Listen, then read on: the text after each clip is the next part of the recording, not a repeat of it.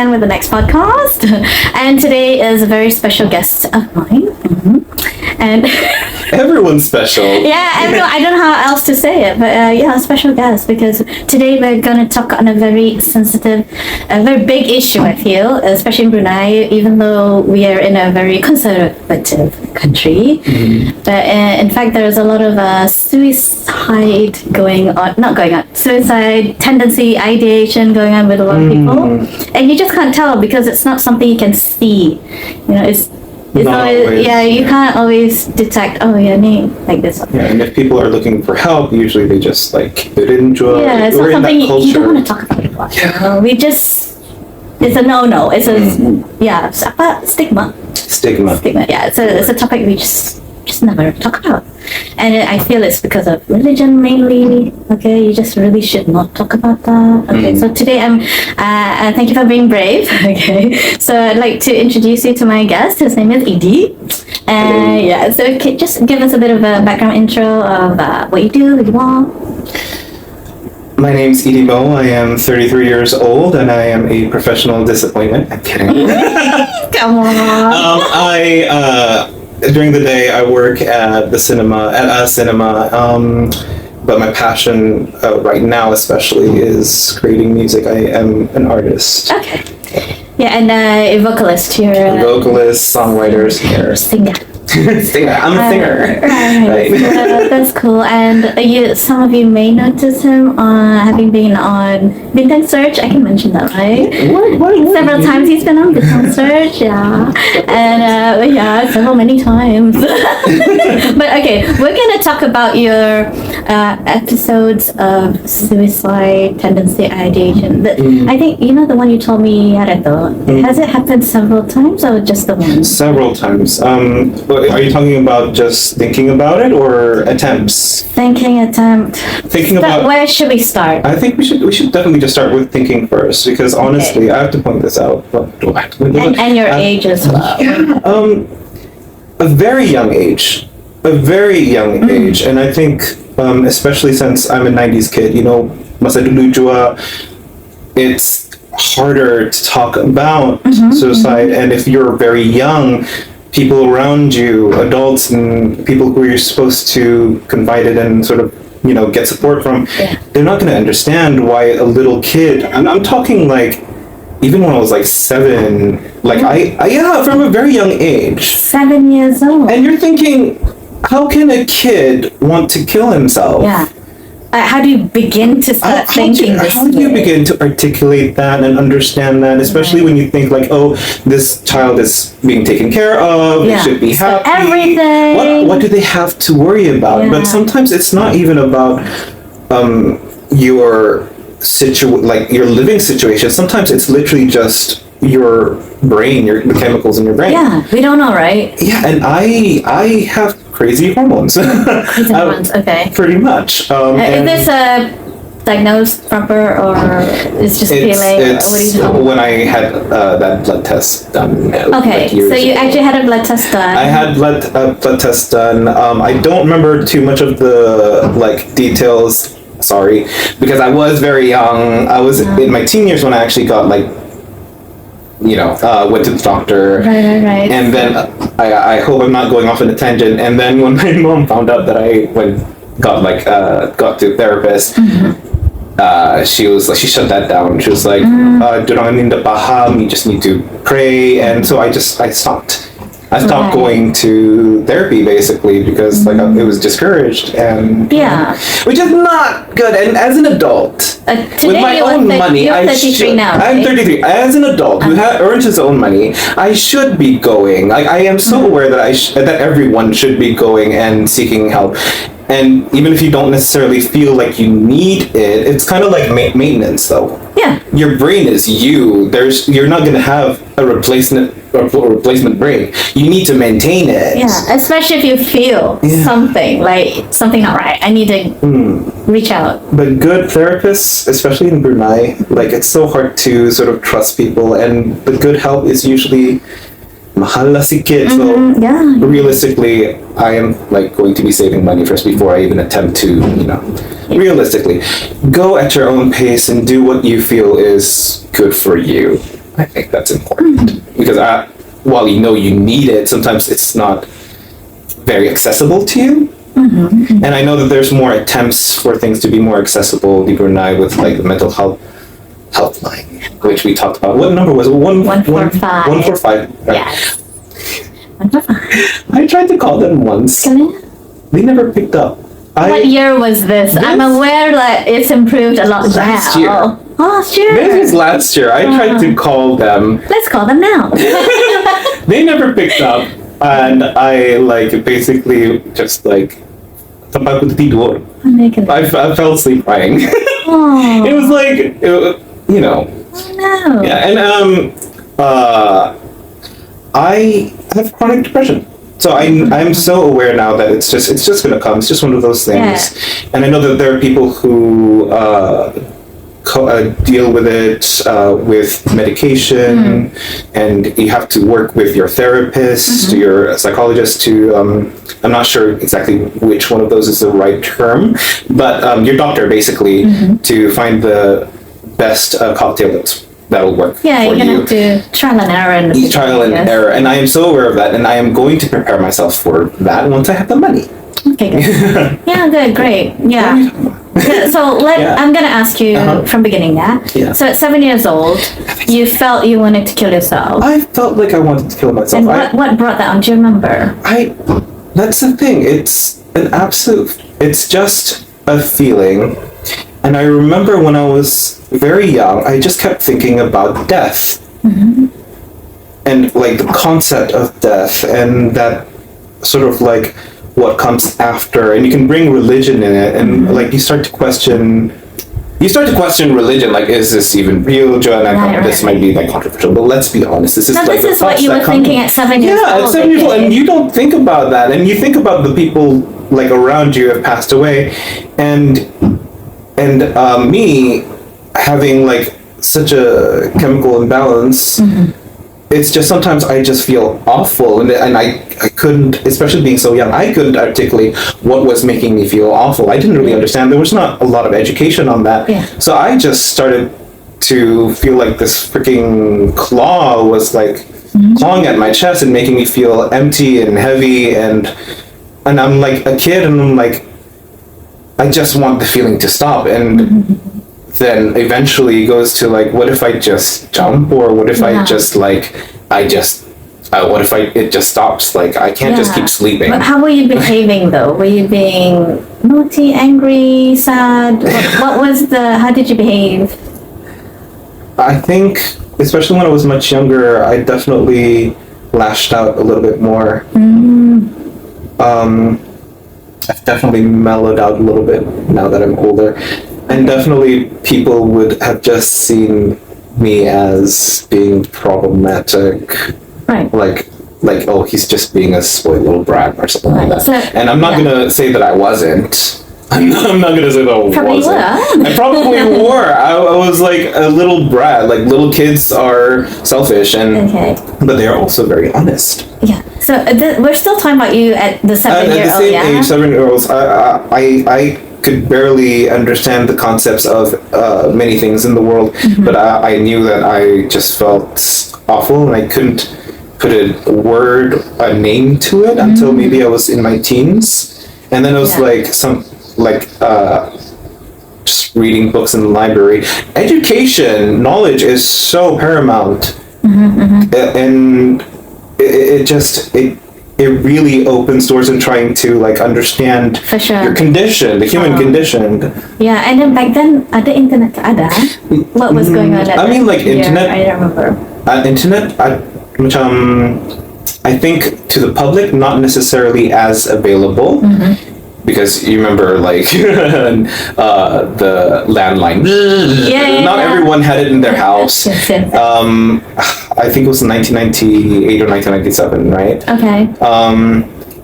And forgive me if I don't really remember a lot of things, because I am 33 right now. That was like, tiny little talk. Yeah.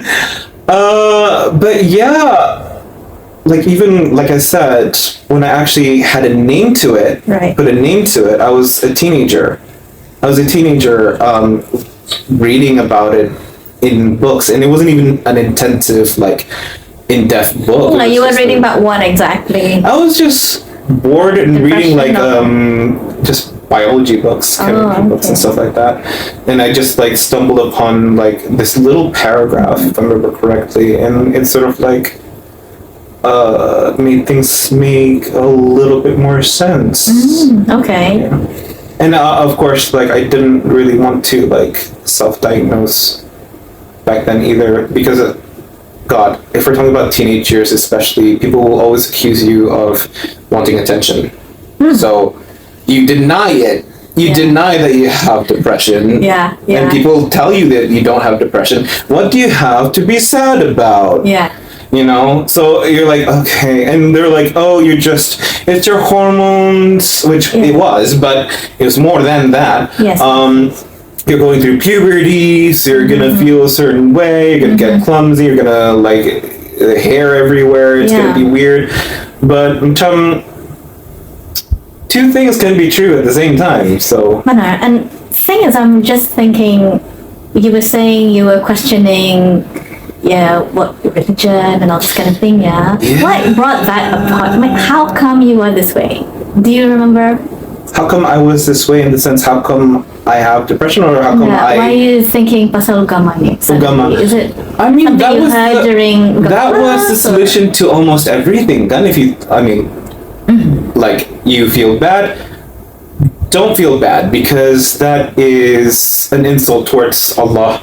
You should pray. You should be grateful for everything that God gave you. Like, honestly, even if I was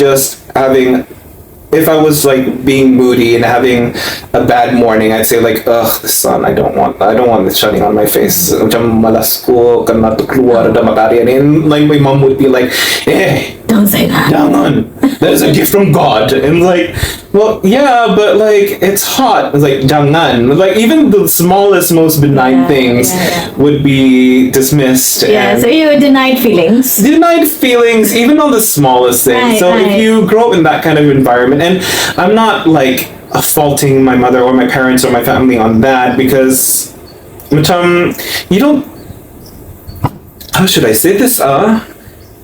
You don't think about this towards like a child. Yeah. Or maybe you do now because there's more information out there.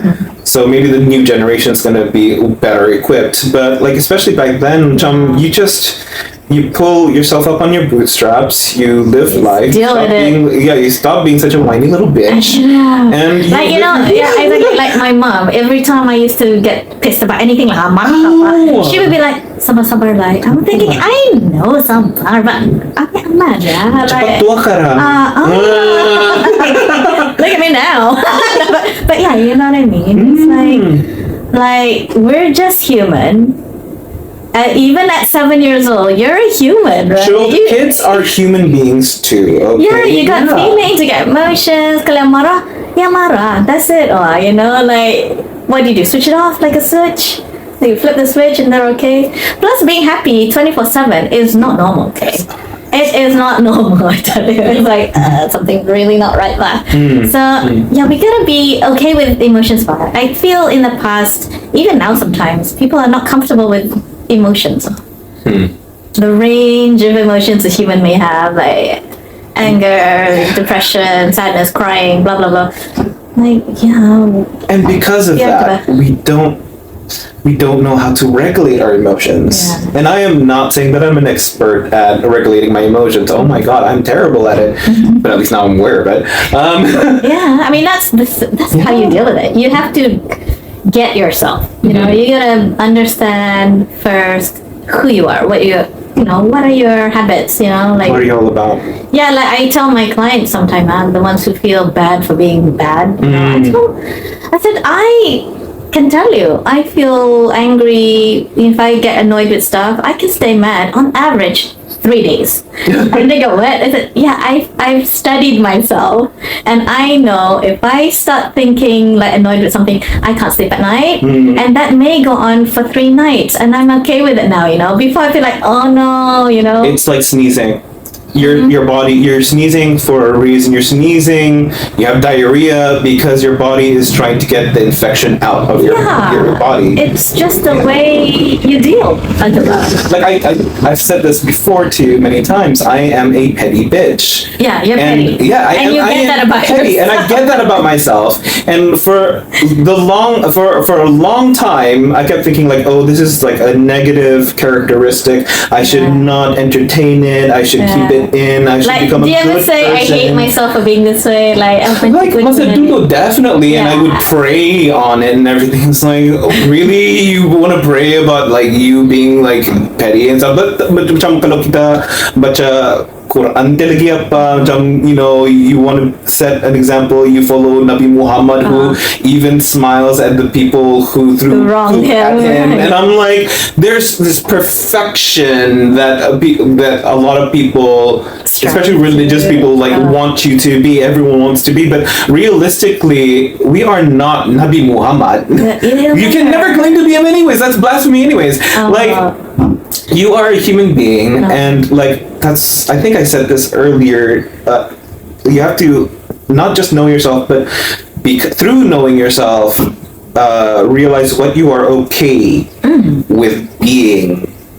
I am like, I'm not going to be so petty as to harm others with no reason, but like, what level of pettiness am I okay with being? Like, like, okay, people saying like, oh, revenge is bad.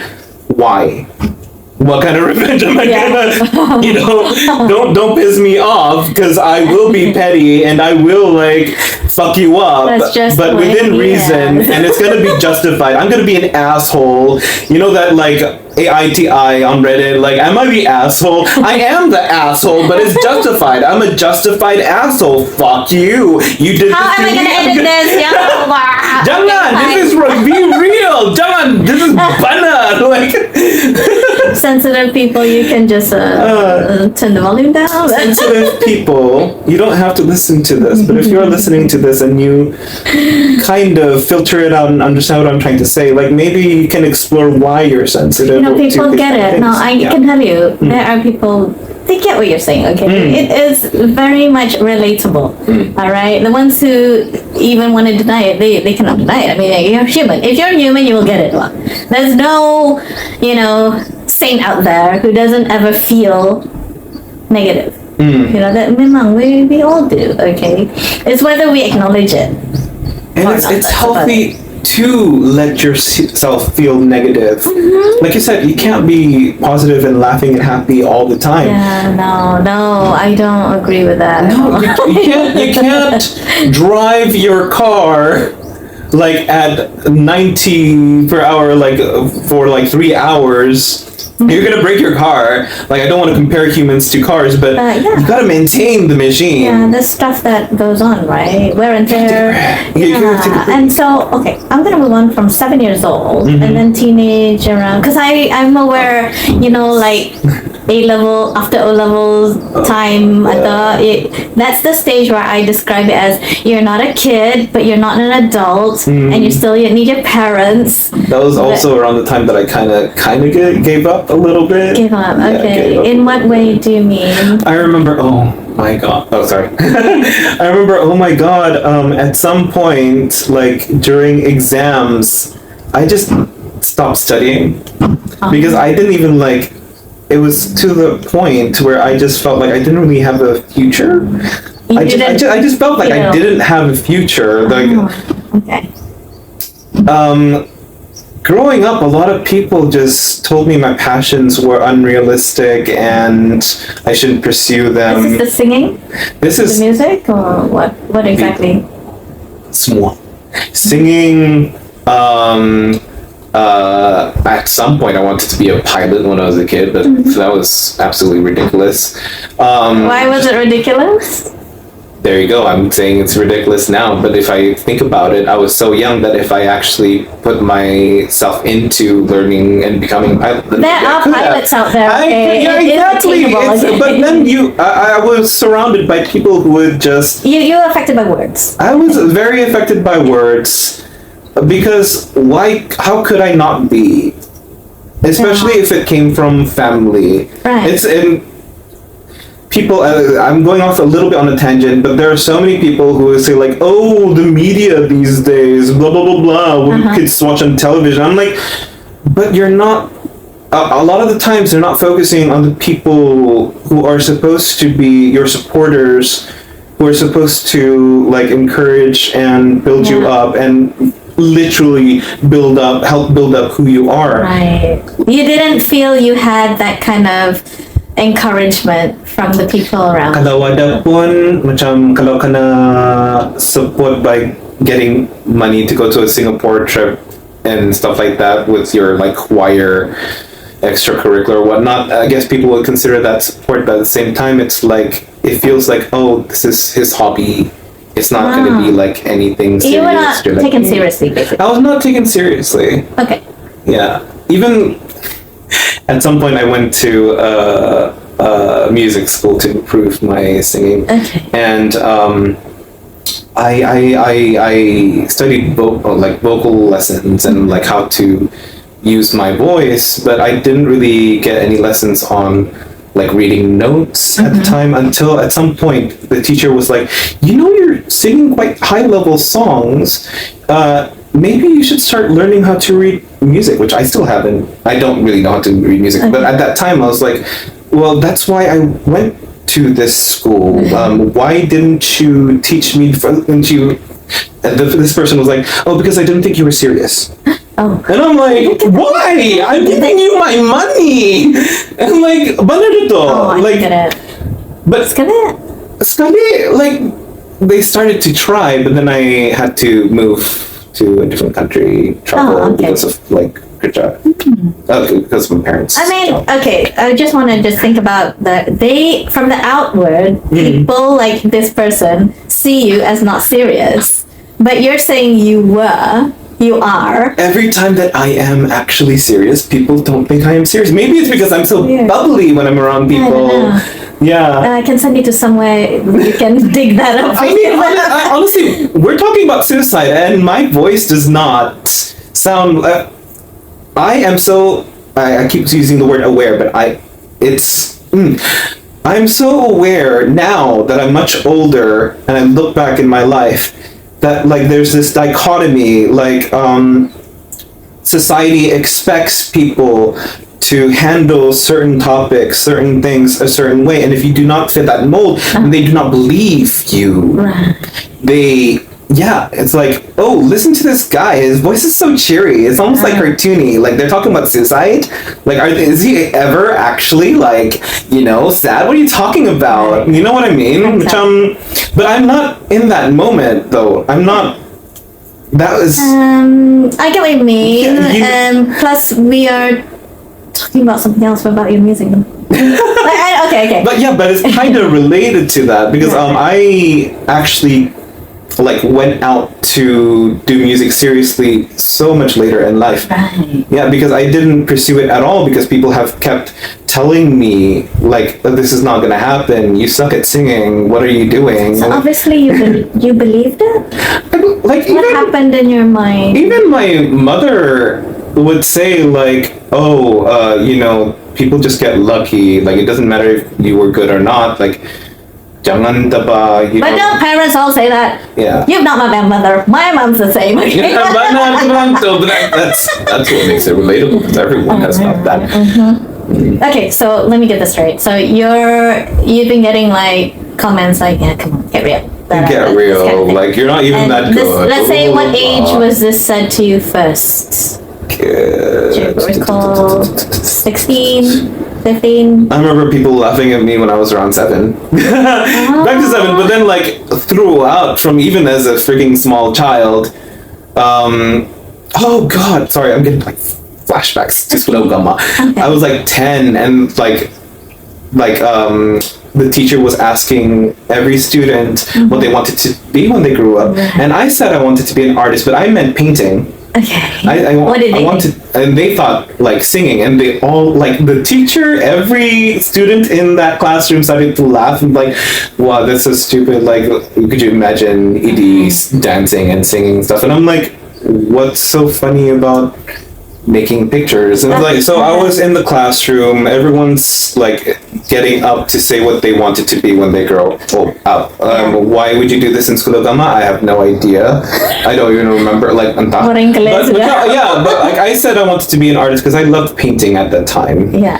This is 7, 8 years old? 9? This is around 10. So we are going up. We're going to the teen years. Okay. And then they said so they just like freaking laughed because they thought, I know exactly. And it's like, ato to Charlie to kalo nampak ato Idi Minari blah blah blah. And so you at 10 when you heard all this laughing and you it was kind of frustrating because I wasn't even talking about being a singer at that time. I like, why are you laughing when you ask the question? You know, it's like subconsciously they kind of do see it. They kind of do freaking see it, but for some reason they will put you down. For what reason? For what reason? It's like it's just want to laugh at you. I don't understand bullies. Yeah. And I know you had to talk to me about bullies, but I have to. It is a big deal, okay? Bullying. There was this stupid time. There was this time when I was a very stupid kid where I was so sick of getting bullied, and I was getting into a new school, and I was like, why don't I try to be a bully? Because I wanted to like understand what the big deal was. What was the appeal of being a bully? So you wanted to turn the table. It was this one time only. Okay. It's so embarrassing, but I have to. We have to be real here. Go on, yeah. I literally was so stereotypically went up to like an older student. Was like, "Give me your money." And I'm like, now that I'm older, it's like, oh my god, that's so embarrassing. You tried. And I tried, and like this student, like bless her heart. What Bini? It's Bini. Bless her heart. She was like, are you serious?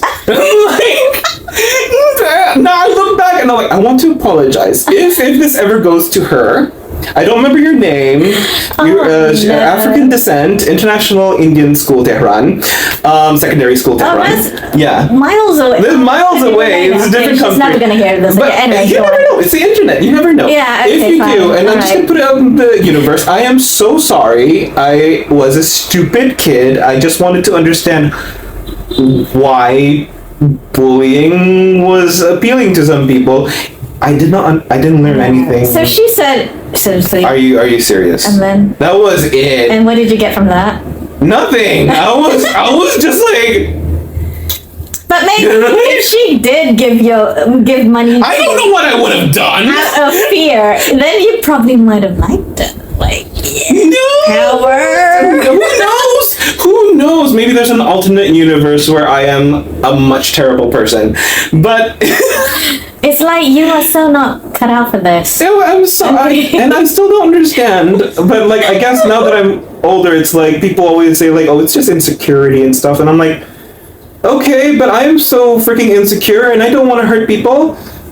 Like, like you can try to make excuses for people, but at the same time, it's like, should you feel sympathy for someone who, you know, their go-to is to harm others? Yeah, I don't know. Obviously, because we talk about bullying, right? Memang ada issues lah. Memang ada. You gotta dig deep with these bullies, you know, like there's always something. And I definitely probably have hurt people when I am in a bad mood in my like worst. I thought probably. Yeah, because because like in depression, sometimes I would be more irritable and I would snap at people. That definitely hurt people. Yeah. Obviously, especially people that I love. And I'm sorry, but to actually go out of your way to beat others up. Yeah, conscious. That like.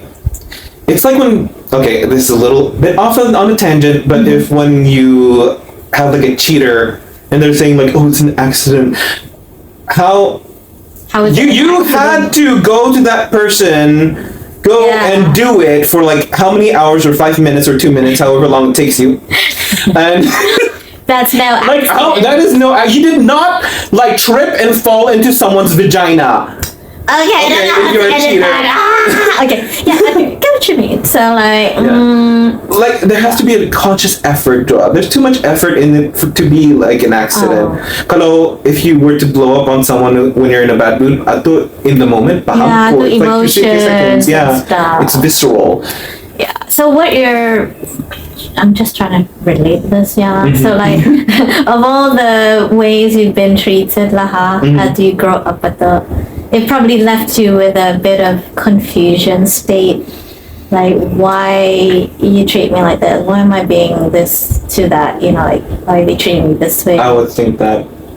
But then, of course, there's like people like my brother or whatnot who'd say like, you really wonder why? And it's like always pointing out when I have my outbursts and my tantrums and whatnot. And it's usually the effect, a result of having been treated that way. So it's kind of like this cycle. But you're telling me they would try to explain it to you while you're in an emotional state? Is that what goes on? They wouldn't try to explain it to me. They would just siapu cari klay or time marah lah, time marah. Yeah, like It's nothing. not the best time to like point that out, you know. You cannot receive any information at that time. But that's when people want to say it to you. That's when because you are bothering them, and you are being a problem, and they just want you to go away. Yeah, so just I think that's. I don't want to say normal, but like it is very normal. Just seems to be cimataba because people don't get you know, when you are going all like this, they only can feel like, you know, this is what you've done to me. Boom, you know, but they don't get initially kenapa, you see. Because we can never experience how others navigate the world. We can't literally put our minds into other people's brains. We can't like view from their eyes literally. We can try to emphasize. Empathy is empathize. Empathy is an amazing human skill. It's something that you have to hone, that you have to actually like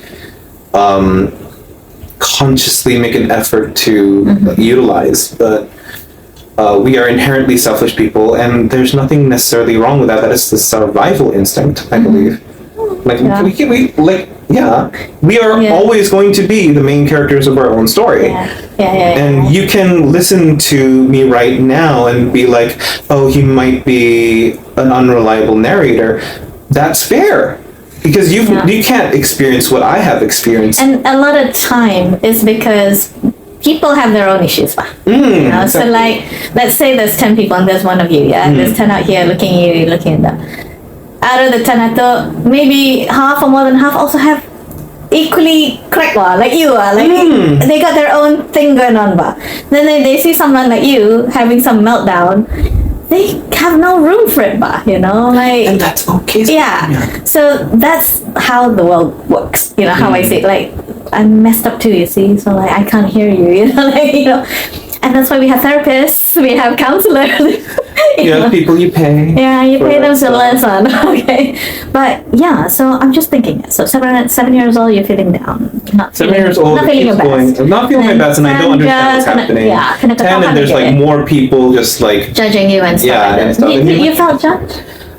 What was the main thing? Oh, you did feel judged. Like, I don't necessarily want to go into like too much detail on my family, but it's kind of like, and I think a lot of people can relate, especially in Asia, of that like familial expectations and how you present yourself in society, because they want you are an example of good upbringing. You have to become an example of good upbringing. You have to be happy, especially. We've talked about this, like people, big families in Hari Raya, suddenly you got jealous because it seems like they were so close and happy, and then like in private, so sweet to each other. But then in private, you get messages from this person, and it's like, wow, it's so dysfunctional. So different from what you see. Yeah, but that's just the generation that we lived in, the people that we have to deal with. So you are the youngest out of how many siblings? 7. 7. Yeah. Whoa, yeah. That's 7 kids. I'm the youngest. And you're the youngest, and I think as the youngest, this is probably why you also treated like, oh, come on, get out of my face, this kind of thing, like not taken seriously or. I mean, they would just like believe because I'm the youngest, I must have been treated so much better than they had. You're the star, actually. And I'm not gonna dismiss their feelings on that because it probably is true. Perception from the outside. Yeah, but that does not mean that I did not suffer. Yeah. As well. And it's like not being able to try to understand my perspective. It's too hurtful when I felt like I tried to understand them. There's no reciprocation. Yeah. Like I said, they don't have the space for it, but like whatever, man. I've got other issues. But compared to you, Konada, just like you're the kid. You're a kid. What happened? And I remember telling you about that one incident when I tried to buy my dad a gift. Yeah. Okay, so my dad at some point would ask me to buy his favorite biscuits. So I said, just to run errands up. And this one time, I was like thinking, I was like being preemptive, and I was like, well, how about I just buy him, his favorite biscuits? It's just biscuits. It's sultanas. It's like $1 something. I don't remember how much it costs right now, but it's $1 something. Yeah. And my sister was like, oh, jangan ta. He's gonna get angry if you buy him, and he didn't ask you to do anything. I was like, but it's a gift, and I'm using my own money. And she's like, "Baman sadya, he's always like lenient with you anyways." And she walked off, and I'm like, why are you stomping off so angry at me for wanting to spend my own money to buy our dad a gift that is his favorite biscuit? Kalau hindi mo, wala. It didn't make sense to you at all. It did not, and I'm like, what did I do? And whenever I bring this up to friends, they're also like confused. And you were not able to ask. I wasn't able to ask. She walked away, and I'm like, okay, maybe she needs her own, a minute. Maybe something's going on there.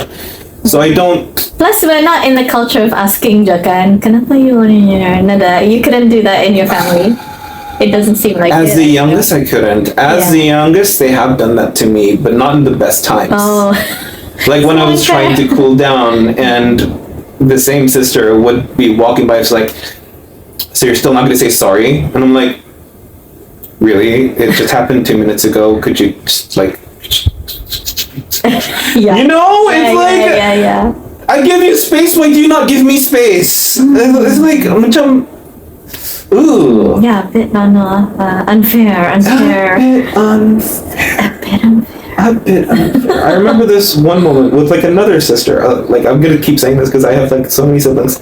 But I remember the moment that I decided to basically go no contact with one of my sisters, or very little contact, as much as possible as I could, because we lived in the same house. I don't remember exactly what the argument was, but we have had so many arguments, and it's always like make up, fight. I remember going down, I was about to apologize, because I was like, I was probably in the wrong, because I slammed my door in her face. Horrible, but like I was not in the right mind right now. I was emotional, and she was being so condescending. That I just remember the condescension. I was gonna go down and apologize because I was in the wrong, and I hear her complaining about me to my brother, and it came back to that, like, oh wow, I give you this time and space when you're obviously not doing right, and you're not doing the same you never really do the same for me, and it seems like you always expect for things to go well afterwards, because we always fight and make up. But at that moment I was like, I left. I got so frustrated, and I started to think, like, if this person was not my blood relation, would I put this much effort? Do I even like this person as a human being? And after like rationalizing all of that, I was like, well, no. And I also felt like I bring out the worst in her, and she brings out the worst in me. We're so toxic whenever we're around each other that I feel like she probably is a good person, but we clash constantly that we become absolute monsters. And I hated who I was whenever I was near her, and we really brought out the worst. I hated who I was. I became so aware of what a fucking monster I was. And I was like, I do not want to be that person anymore. That is not me, bud. It doesn't feel like... I don't want to... That's not who you want to be yourself. You don't see yourself like that. I can't believe that is me. Obviously, it came from me, so obviously I could be a monster. I don't want to completely dismiss it. But I just decided to completely cut off contact. And of course, throughout the years, my family has been saying, like, just forgive her, or say sorry, talk, and stuff like that. I do not. I am not happy, but I am so much happier now that I do not talk to her. Right. I'm not happy because there was a time when we were so goddamn close. Like, it was freaking, like, we're so close. Right. Like, oh my god, it's heartbreaking. Yeah. And, like, honestly, even when I'm, like, around the vicinity of her, I try to avoid her, but when, like, she's talking and stuff, I can still finish her sentences in my mind. But I don't talk to her, and I really fucking hate her. But I'm like, there was a time that we were close. Like, you can't, like, completely dismiss that. But, like, I'm so aware of how horrible we both become that I'm like, this is pretty much for your sake as well. What age did it start becoming this way? Oh my god, we've been friends since we were like kids. And I don't like, definitely teenage. When it after Late Egypt. teens? After Egypt. Oh no, this was in adulthood. Okay, so this was like 20s, I think. Oh, right. That's when I decided to just go off contact, because I just remembered. I already learned how to drive, so must be adult. 20 something, 24, 20, maybe 24, 25. mid-20s. Mid-20s. Yeah, because it's like, it's accumulated to a point where it's like, sadang enough. This is enough. Like, the version of you that I love is not worth it for the version of you that exists when we are together. Or the version of you. Oh, or the version of me, Jua. Like I said, if this person was not related to me, I would not have put this much effort. Yeah. If it was a relation, like a boyfriend-girlfriend thing, it would be an abusive relationship. And if it was not, if my friend was like describing this relationship, this abusive relationship, I'd be like, just fucking leave, get your stuff, don't even ever like contact this person anymore. But because they are family, they're still gonna be around. They are next door to you. They're gonna be around you, and you have other family that's gonna be like, besides the japa, you know, like even when my mom was passing away, my mom had cancer. Especially around that time, she like gave me like a little letter, not an intensive letter or anything, just like, we need to talk. But I didn't even acknowledge it, because especially with my mom's death, it's kind of like I especially did not want to lie to her and pretend that I will not go to her deathbed and say like, oh, I fucking hate my sister, like I'm never talking to her anymore. I'm not gonna do that. But I also don't want to like pretend things put on a show. Okay. Put on a show. I didn't want to put on a show because it feels so cruel to be so dishonest. I don't have to be like absolutely horrible to her around my mother at that time, but like I don't want to interact. I don't want that stress, and I don't want. There's just too much shit. Yeah. There's just too much shit, and I don't need to pile up more bullshit on top of that. There was a lot already you had to deal with, Kalea. And maybe that's selfish. Like, a lot of you listeners out there might be like, oh, but your mom was dying. then you could have at least done this for her. Tapi what does that mean? Like honesty is so important to me, and that's my value. And if I were to betray that value, then it's like it feels like I'm disrespecting my mother with lies. Okay. I don't want that. So you weren't able to let go yet of your sister punya the feelings you had. Yeah, but it went beyond just me fighting with my sister though, because I felt like I couldn't be honest with my parents so much, and at this point, she was dying. She was stage 4, which it felt it to my core. It just felt too dishonest, and maybe which if it were me, if I was the one, I wouldn't want people to just pretend that fake, like you can feel it. Oh. You can feel how fake things are. Maybe some people can't, but I'm so sensitive to that. Yeah. You can, and it would have, if I was in her position and my children were like that, it would have broken my heart. If it was me, I would be like, it would have broken my heart. So I just couldn't. I could not. I could not.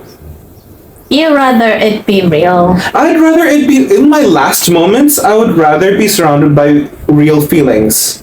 Like if you did have 2 kids saying, you know, I hate this guy, I hate this guy. Okay, fine. Yeah.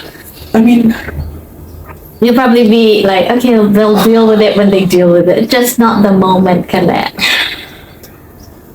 Manong lagi na, we can revisit this. yeah, probably sorry. Like, this is not the topic. No, but you But it see, is like- because I feel like you have suicidal tendencies because of so many this and that. So many things. It's never just one thing. I think that's one of the issues that people have. Because That on they think top of on top of your depression, which you chemically andang have, tambah lagi. this does not help. Yeah, no, of course not. How do you manage with that lagi? Sedangkan you, without it, then you'll still be in a state pa.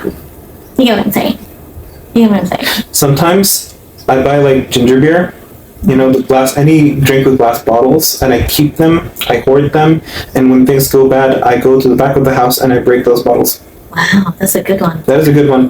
You know, people have rage room stuff. We need rage I rooms. was gonna do that as a business. Please do. Shall we? Yes, no, I share those videos with my friends, and they're like, yes, we need rage room. I think it's Do it. fantastic because I You know- got a lot of old furniture anyway, and like you want to smash it up, right? I'm begging you. That is a business venture.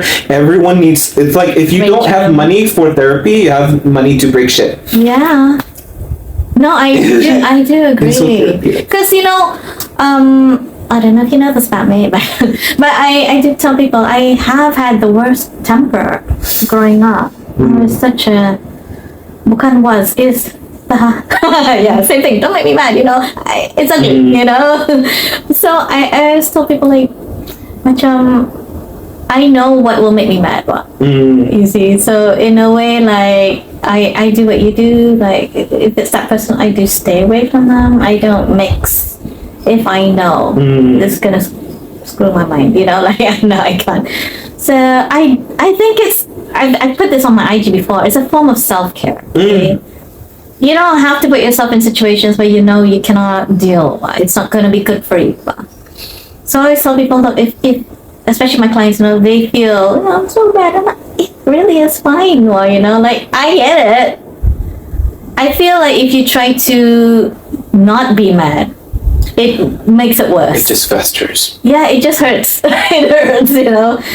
Trying to suppress. No, when you suppress feelings. It's just no. We want to be able to say things to somebody who get it, and that's it. We're like holding that space, right, for whatever emotion you got. I feel like managing your feelings doesn't necessarily mean suppressing it, and I feel like people have the idea of just like managing things well means not ever seeing the worst parts of you. But no, like, would you rather like have little bursts of anger or hold it in until the pressure builds up and you just boom? That's why, you know, like in example, like in the US, right? You get these shooters, they go into school and they just kill everybody. that's an example, like they were never able to say what is going on with them to anybody, and they've kept it, it goes and then it affects everyone else. It has nothing to do with you. Yeah, sana lagi you can buy weapons, the only good thing in Brunei, we don't have access to we have ginger beer. ginger beer. Ginger beer. I look better, I suppose. But I'm like, yeah, like, when I think of myself as a teen, and time ko marah pa ni, instead, like getting the feedback was like, hey, marah ka ni. Like, you just get reinforced, like, yeah, you are terrible, like, you start believing it, right? But what I think I really should have had is just someone who can just say, just shut up and listen, yeah? Like, just sit there. Emotionless, pabaik. Just to vent to. Yeah, I'm just venting. Just let me vent, for goodness sake, because, then I'll get that sigh, like a sigh of relief, like, oh, okay, I'm good now. But with most people, if you do end up like venting out and all that, there's some like, well, maybe you are. Shut up. Exactly. Shut up. Maybe I am, but don't talk about it right now. I'm obviously not. I'm still raw from like whatever is pouring out of me. Come back to me later. It's not the time, right? So exactly, Ken. So at 16, we're talking about suicide right now, yeah. See, I recall one time I did feel, I could say suicidal in terms of like macam I would rather not live. And I was in UK pertama tu. But I remember thinking, bukannya aku religious sangat, but I remember fearing dying for what is to come after. Aku ingat ke. So of course I didn't kill myself. But the thing is, it's like I was at that moment thinking, but the benefit, like the good thing we have ugama is for me when I did it, is that preventing yourself from making really catastrophic decisions. Like why would because I'm just talking to a friend, like if we didn't have ugama, anything's on the table, you can just go ahead, because there's no thinking, oh, what's gonna happen, consequences at nada lagi terfikir. But when we have some kind of grounding, then you have a bit of room to think before you act. Did you have anything like that? I mean, what stopped you from killing yourself?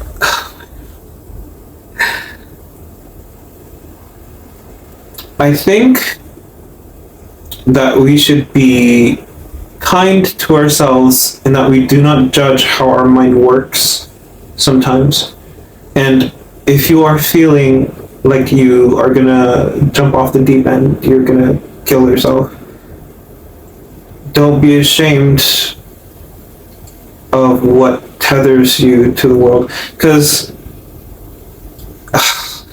in the most movie-like thing, people would say like, "Oh, think about your family, your loved ones. You're gonna leave them. They're gonna be sad and everything." But like, sometimes that doesn't work. Nah. Sometimes that really doesn't work. Because you already know this stuff. And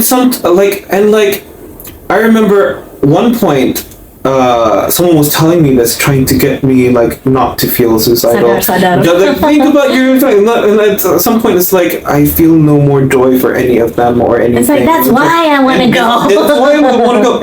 And I remember another time when I was feeling like really suicidal, and then I heard Pitch Perfect 2 was coming out, and a small voice in my brain was like, I kind of want to watch that movie. Let's wait until the movie. Like, it's stupid now. Yeah. But like, ooh. No matter how stupid it is, if it keeps you grounded to this world and it makes you want to stay, like, don't be ashamed of that. Yeah. Who cares if it's something? Whatever. Pitch Perfect 2 saved me from one of my attempts.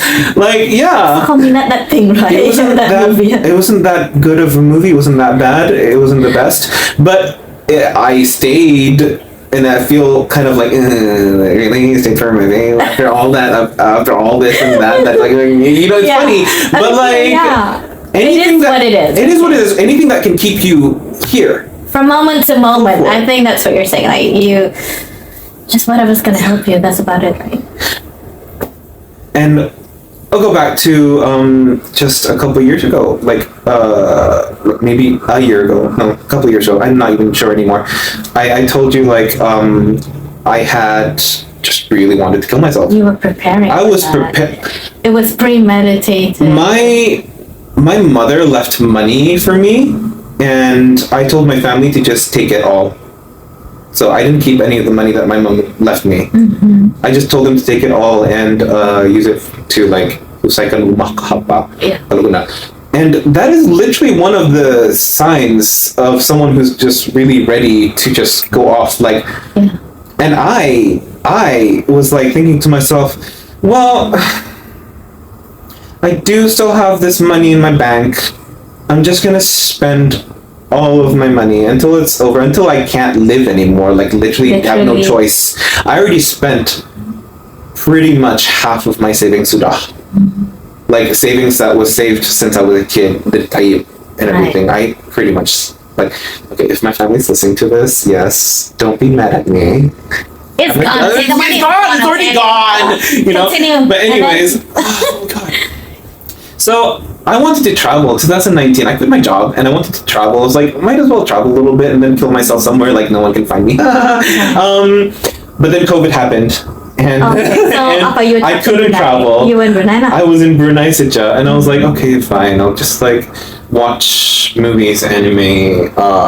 You know, like my life meant nothing anyways. Like I might as well just like, because I think there's that like view that anyone and everyone who does go through with killing themselves were in such an intense sort of like it's not always macam spontaneous, dramatic like that. Sometimes it's so planned out. Right. Sometimes normally it is. Normally. I would say because we get people saying, "Oh, I want to kill myself," but the thing is, we have to ask back. How are you gonna do it? If they don't know, malam talaga ito.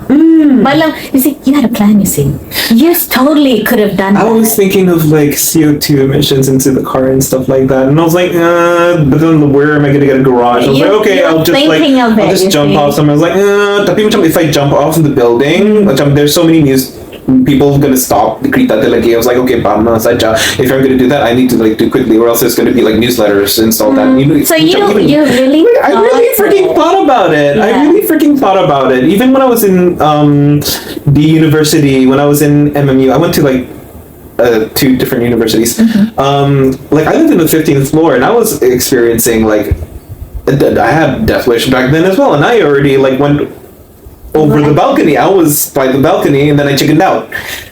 So that was another attempt, but the time, okay. You chickened out because I chickened out. You just changed your mind. I just changed my mind in that moment, but I was already over the balcony. I was at the 15th floor. And what age is this? 19? What is this? 2000, what's 2000? How old would I be in 2009 if I was 1991? 2009, 2010, yeah, pretty far. 19, 20, 27. 2010, 2009. Maths is not my strong subject, but yeah. Sorry, but I think it was like early 20s. Oh, I think 27 is a little bit too old. I think it's early 20s. Okay. You guys will be doing the math. Do you remember what caused you to feel okay? So this is the balcony thing. Oh God! I remember I was in Egypt and applying for universities. I didn't want to. I wanted to have a gap year after high school to like basically figure myself out and what. Yes, I know. It's important. Yeah, especially but my parents didn't want that. My parents didn't want that. They actually they did something illegal here. And you know, I might as well say it because it's Lama Sudah. They sent out applications under my name. To universities without me knowing. Oh, okay. They applied for you lah, basically. Yeah, but like I didn't want that. I wanted a gap year. We even had like a family meeting talking about what we were going to do, and I said I want a gap year, but they wouldn't even let me have that. They didn't even say that they wouldn't let me have that. And then my dad was like, "No university wants you." Okay. He literally came to me and said like, "No university wants you. We've been sending like letters and like no one wants you." Why the fuck would you say that? Yeah. So how did you feel?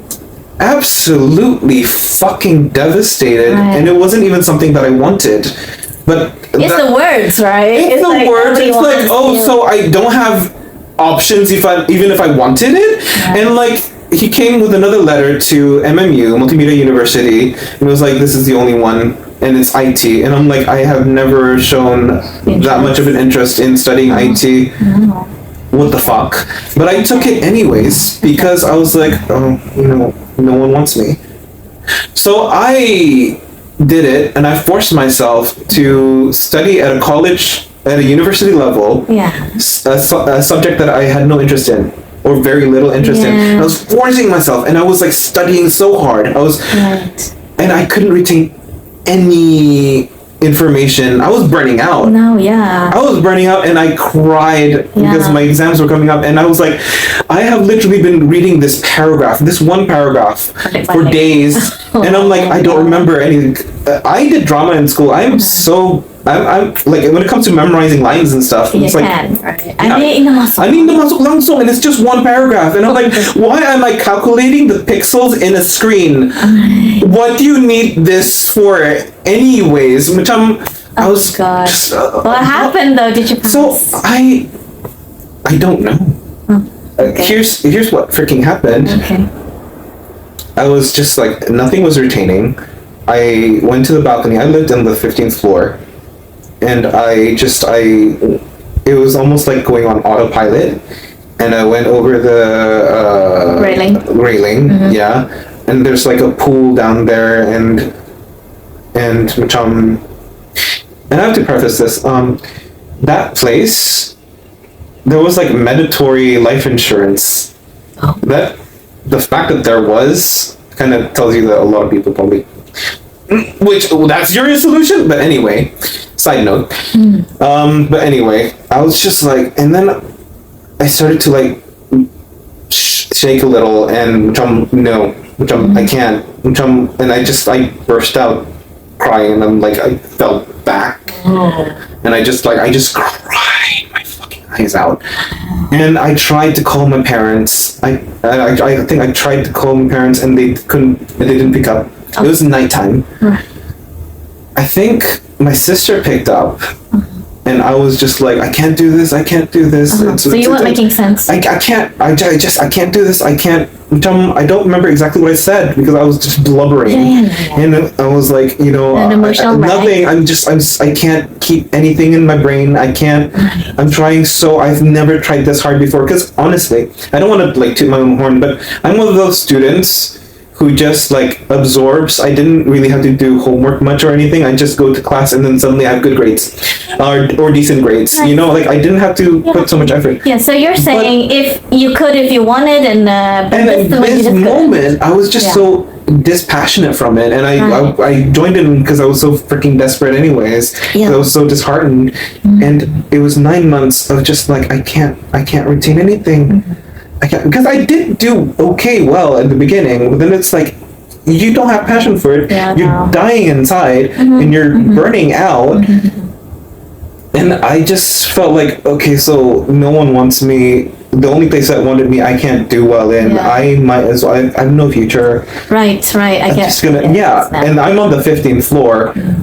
It's literally out there, glass doors. I see the view. It's like it's so easy, and like if I die, they probably will get my insurance money anyways.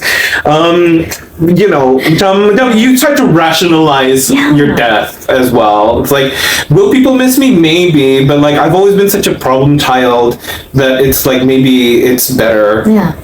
And you're already thinking the worst of yourself. The worst of yourself.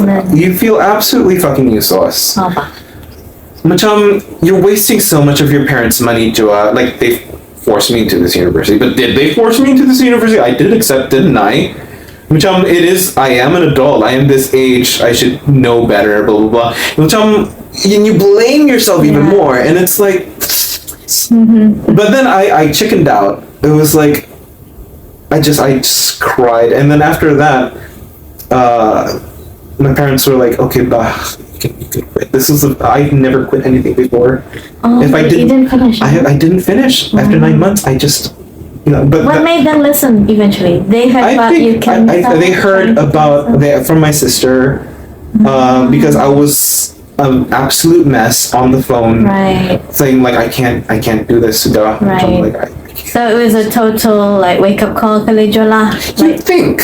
Oh no. I don't know. It's like. Well, they kind of just gave up on you, do you think, or what do you think? Maybe it was a wake up call. Maybe they were. Maybe, but like I can't really. I don't feel like I can ask them. Okay. And So you never resolved this one. It was just a move on from that. Huh? They just moved on. It feels like they just moved on. Okay. And it just feels like, I think, it hammered in. It felt to me like as if, they probably just gave up on me already. Mm-hmm. You know, and that's my perception. You know, because you were never able to talk about it. That's the only thing. You couldn't discuss heart to heart. There's no deep down. it's just okay. Nada. You know. No like, therapy. You were not sent anywhere to like get feelings out? No. Just you know what they did do? They sent me to an interview for a different college. So it was like. That was important to them, basically, that you get education, I guess. Me saying, like, I want a gap year. Me saying, like, no, I don't. I wanted a gap year. I need to breathe and figure myself out. And then I was forced into, I'm not going to say I was forced. I was given this option after being told that no one wanted me. I took it. I failed. And then let's try again. And I guess it was better. It was on a topic that I had actually like interest in, like for a subject that I was actually interested in. So it's a little bit better. Like I had. What did you take? Broadcast media. Oh, this is the latest. This is the latest one. So and you were more. It was better there. Huh. It costed a little. It costed so much more though. But it was like if. They really pushed me to go to university and whatnot. And now that I'm older and after I am in adulthood, it's like why did I use all that money and effort for college anyways? It's really university's not for everyone. That's what I know. You know. I mean, yeah. Yeah. I mean, like, and you could have figured that out if you had a gap year, and like I could have gotten a job, and I could have maybe been in a better mindset to be like, okay, you know what? I want to learn more about this, and I would be like, okay, this is what I really want. But also, I think my parents were probably in a little bit more of a pressure because they were getting older, and like there would be more aid for Even before, I think the way things are done is just. Step 1, step 2, step 3. Yeah. Gap year ni jarang wah. Macam I know. They see a gap year mainly like, oh, you failed, huh? You know, macam tu ba. Macam it's like it's negative. In Asia, I don't know about out there ada jarang backpacking and all this for a year. You know, they do discover themselves out there. But here, macam it's like. Suicide, it is pretty much a social suicide. It is like, even while we're saying this, I feel like there is so much more awareness towards mental health that it's probably not that unheard of anymore. No, it's the recent generation. You are lucky. I don't want to say that because I sound like an absolute grandpa. You are lucky, but like, yeah, exactly. No, but it's true. But it's true. Yeah, because now that I'm a mom, I would want to know what my kid plan for his own life because it's not my life, bah. That's how I see it. You're gonna have to figure your shit out because you're the one gonna grow up, kan? We're gonna be the support. You're gonna be the tank. Yeah, I cannot figure this out for them. Like no. It's so old school to be telling your kid what to do these days, bah. Old school, doesn't really work as well in my opinion, but that's my opinion, but I don't know. So I didn't get closure for that. I didn't really get closure for that. Of course, which a few years go by and I just rolling on, right? I'm just constantly floating on. I feel like that's just my life since I was a kid. I'm just floating on. I have no actual purpose. And then you just do what I say, that kind of thing, right? Yeah. Just do. And whenever any attempt to be my own person, it's always like shot down. And they might not feel like that. They might be like, tapi we did this for you and did that for you. Okay, but like 40, 60%. You know what I mean? Yeah. 20, 30, like, Yeah. what do you realize what you say most of the time and what you do to me most of the time? And thinking about that, I have to check myself and be like, what have I done towards other people? And I think that's healthy for me. To be like, you have to check yourself. Don't be a hypocrite. Slap yourself with that. Don't be a bitch. Don't be that kind of bitch. But yeah, going back to like me wanting to just spend my money and stuff, because So you're still planning your suicide here, right? Like, okay. And then I was like, at some point I was like, okay, you know, there's nothing. There's no future. Because whatever open doors I felt when I went to college, like my last college, I go back to Brunei, and it felt like every door is closing. Everyone here are in their own circles, and it's so hard to break into things and be involved in like be who you are if you are a creative person. And I just like, I'm going through this again. I'm exhausted of depression. It has become a chore. I already know all the signs. I can feel myself. I understand when it's gonna come. Right. It's like tahu-tahu sudah, and you're like, oh, it's you. It's like that annoying neighbor that like wants to borrow sugar and then starts to talk their ear off on you. It's like, here we go. Okay, like I know, and other voices in my head like, oh, don't kill yourself, that's stupid, like, you know, you can feel better or whatnot later. But then at some point it's like, okay, you know, life sucks, it's getting worse. Do you really want to keep doing this? Ow. Do you really, so candid, do you really want to keep doing this? And I'm like, okay, you know what, there's nothing really keeping me. I could give my money to my nephews for their college or whatnot, or I could be selfish, treat myself, and just spend them. There's a lot of discussion going on. There's a lot of discussion going on in my head with like all different voices and like weighing the pros and cons of just dying. And at some point I was like, okay, bah, let's just travel. I was like, oh, COVID, okay, bah, let's just eat. You're gonna die. Let's not care about your body. And I'm gonna die. I don't have to clean my room. It's so fucking messy, honestly. Yeah, there was a point. There was a point where I just did not sleep in my room for years. I just slept in my car or the living room. Oh my god. Yeah, and when I finally cleaned it up, by the way, there was like half a bird in there. I don't know where the other half went. There's literally just half a dead bird in my room. I'm like, where was that? You know, there are people in Brunei, okay? Macam aku. Yeah. But their room is something's like living in it already. You know, it just morphs into a living thing because it didn't. You just can't push yourself, and like you have your family, and you're like, I'm cleaning my room. It's just gonna take a day, and I'm like, good for you. It's like, you know. It's people are like that. Okay, good. So we're looking at this room. It's a mess. You're a mess. I'm an absolute mess, but I am so fucking numb that I don't give a shit. Yeah. I don't feel sad. I don't feel happy anymore. I'm just like in this emptiness. Yes. Like, do I feel like it's worse than having all these other emotions? I don't know. I don't feel anything. Yeah, you have but you don't care, basically. I don't have care. no care state, zero. Yeah, let's just float by. You've always been floating by. Right. And that's all I know. That's all I've been. And then I did Bintang Search. I auditioned for Bintang Search because I figured, apakan lagi dibuat di Brunei nih, makan, lihat cinema, and then what? Yeah. Archery pun hilang. Oh, you were into that? I was trying to get into that, but now it's like you have to. This is a totally different thing. But now I heard that you have to like join somewhere, a club, and that's like the only place. There used to be one in Airport Mall, but let's move on. But that place will just hilang sudah. But like, there's nothing to do in Brunei. You are stuck here. All the doors are closed, especially with COVID lagi. That on top of your depression, it's like I can't even travel. Right. I can't even kill myself.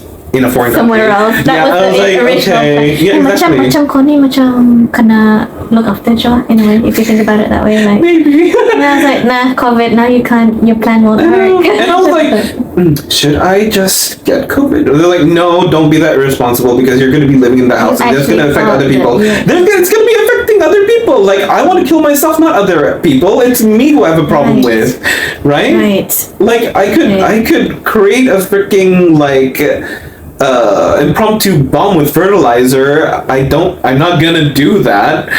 I'm not gonna like burn my whole room and like, you know what I mean? Yeah. Like, but you have thoughts like, oh, I could die that way, but I'm not gonna do that. It's like you want a responsible suicide. Like, Yeah, I'm being responsible here. I'm just gonna kill myself. Kind of. You rationalize things. Yeah, so People think unusual. oh, it's spontaneous or you have to be an absolute coward. It takes a lot of bravery to kill yourself. I'm gonna say that it takes a lot of bravery to kill yourself. Yeah, to go through with it. To go through with it. Yeah. You don't realize how much it takes to decide like, okay. And there's people who seem absolutely happy and like you wouldn't like see it in them or think of them, but they are sticking to their guns. They're like, okay, everything makes sense now. I'm in the sense that I can just end it all. It's like Robin Williams. Robin Williams or He was a comedian and he killed himself. And even he said like art is what keeps people to the world or something like that. I'm paraphrasing, but he has this quote where it's like art is what makes people stay, and that rings so true to me, for me as well, because while I was like auditioning for Bintang Search and being like, oh fuck it, just like have fun. There was this lecturer from there. Can I say his name? I think it's fine to say his name. Alex Fisher. Okay. Who was like, actually, you sound so much better when you're off camera. I was like, yeah, I know. I get nervous and I self-touch myself. But he was like, he was teaching a class. And he wanted his students to experience that client experience, like doing a project for a client. Okay. So he was like, I want to make a music video. Like, do you have any demos, or we can like have you write a song, and like they can make a music video for it. So I was like, okay, yeah, that sounds interesting. It might be fun. Might as well do it. Don't die. That was in your mind. That was in my mind. Like, why not? I can't go to Sweden right now because I wanted to go. I've always wanted to go to Sweden. Studying Swedish. So it was already 3 months of. I had already felt like my depression was really freaking bad for 3 months. But I was like, okay, let's do it, and I tried to write a happy song. Yeah. Because one of the things that I have always wanted to do is write a happy song, but a lot of my happy songs always end up being depressive. Sounds demonic. I said it sounds demonic. Yes, yes. The song is It's Chronic. It's on Spotify. It's on Spotify. I've heard it. Yeah, I got scared, but I like the meaning behind it. Okay, go on. And it was supposed to be a happy song. It's called Seize the Day. Sounds good. It has like lyrics that were like saying things are bad right now. That doesn't necessarily, but through in writing that, it felt so forced because it was forced and it felt so fake. And I was like, I can't do this. Right. I can't be that fake. Like I said, honesty is such a huge value to me. Yeah. So it didn't sit well with you. Yeah, right. Like I didn't even want to be fake around my dying mother. So why would I want to be fake on this? So I just I took what I had and I ended up just writing my feelings, or what I felt about depression, and I cut a lot out. So the song, if you listen to it, it might seem a little simple, but like sometimes it is that simple sometimes.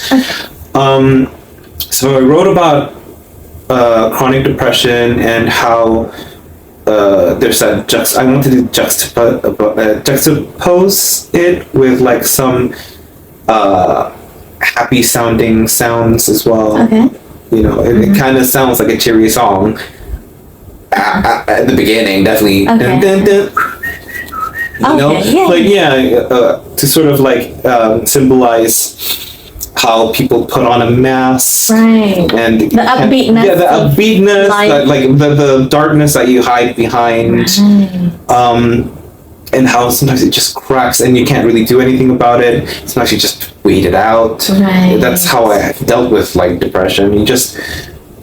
I've said it before, depression just feels like a chore to me now. So it's kind of like, oh, I'm feeling this. Why am I reacting like this? Why am I being snappy? Oh, you know what? I'm gonna keep being in a depressive mode. Oh, yep, there it is. It's happened. I feel like killing myself. I can't eat. I'm eating too much. Okay. It just snowballs, right? Okay, it's like, okay, okay, now I'm okay-ish. So wait. I'm still gonna kill myself though, but like, so it was like. So okay. you're hanging on to that suicidal. Because I was so sick of experiencing it over and over again. Sick of being sick, right? I'm sick of being sick. Yeah. It came to that point where it's like the logical conclusion that I have come to is that I might as well just stop my brain. Right. I just stop everything. I don't even want to breathe.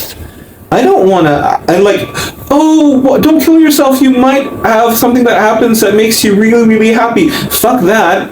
I'm sick of I'm sick of it. Like, I could have a happy moment and then 10 years of depression and then just like small moments. It's a long time. Are those small moments worth the like years of interval? I am 30. I've experienced way more depression than happiness, and I have to bring that up again because I told you something about happiness. So I wrote the song. Yeah. And I showed it to Alex, and he was really into it. He liked it. He liked it, but I was like, I'm not really confident in this. Like, could we get like a producer maybe to like help? Because I've always wanted to work with a producer because I'm not that confident with my composing and whatnot. I feel like I'm still too amateurish. It's still okay. But then, like, he tried to shop around for other like producers as well, and came to Noel K. Yes. Who is a frontman? Noel K. Who is the frontman of Hurricane Honey. All right. And he showed me like he's a singer as well. Right. And an all-around awesome man. But anyways, like, oh my god, he's so nice. So who tracked him down? The lecturer. Oh. Alex Fisher. Right. So he showed me a track that he did, and I was like, this guy sounds familiar. He sounds awesome, but this guy sounds familiar. It sounds like the guy from I Mean the Snakes, and it was like, yeah, that's him. It's like, what? Because I was a fan of I Mean the Snakes. I am fangirling so hard. Even in the recording studio, like, whenever he like compliments me, like, even a little bit, I was like, okay, you know how like freaking Christina Aguilera met Aretha Franklin or Ariana Grande met Mariah Carey? He's my fucking Mariah Carey. Right. Well, okay? Huge, like it's huge. It is like, and I was like, okay. Like, oh my god, they're still going up. Because like I thought when I was in university, I was trying to check out their website and it was like gone for some reason, and I thought, oh, they disbanded and they stopped and they didn't like sing anymore. They're gone. Fan. But I am a genuine fucking fan. I'm a genuine fan. But like, okay, so I was like, oh my god, I feel like I've been I love them since I was like 14. But like I've never actually seen their face because like every time I saw a picture of them, they had like glasses on, so it was like I didn't. Right. And the funny thing is, I've actually met him serving, like giving him like cinema tickets when I worked at Empire, and I didn't even know it was him, but because he pretty much kept quiet. Like it was really like him and his wife. Well, what do you expect? Like, he's not gonna be like, hey, you know who I am? You know who I am? I don't know. Anyways, I didn't even know that I was like that I met him. But like, like, how are you gonna edit this? Which I was like, holy shit, okay. Okay, look, I get it. You're a fan. You love him. Okay, I love him. He produced your music. He is amazing. Like, the way we wanted to collaborate was exactly how I had always envisioned collaborating with someone. Like, and God, he constantly gasses me up and says, like, shit, like, because I don't even know how to read notes. I just use my ear and my mind and YouTube tutorials. And he would always be like, oh, this chord here is like really interesting. Like, and I'm like, oh, okay, really nice. It's really nice. And I'm like, oh, like, yeah, but that's like your instinct. Like, okay. It's like, it's really, it's like, oh, you have like an amazing voice. And you have to understand, like I told you, since I was like a kid, since I was like 7, people were like, which I'm singing you and like you suck and stuff like that. Which I'm like, I couldn't believe that I was a good singer. But like at this point, I was at that moment where I was like so depressed that I was like, I'll just do it because I've always wanted to do it. So I'm like, tick off the bucket list. So you were not overthinking it. I wasn't overthinking it anymore because I already did all the overthinking before. Yeah, so now it's like, so it's kind of like, okay, it's just something to do. Yeah, I was like, masaja, like, okay, you know, maybe I could go streaking or something, like, or something. So this is the first time you've probably heard someone like I know who's actually you're a fan of his, saying something good about you.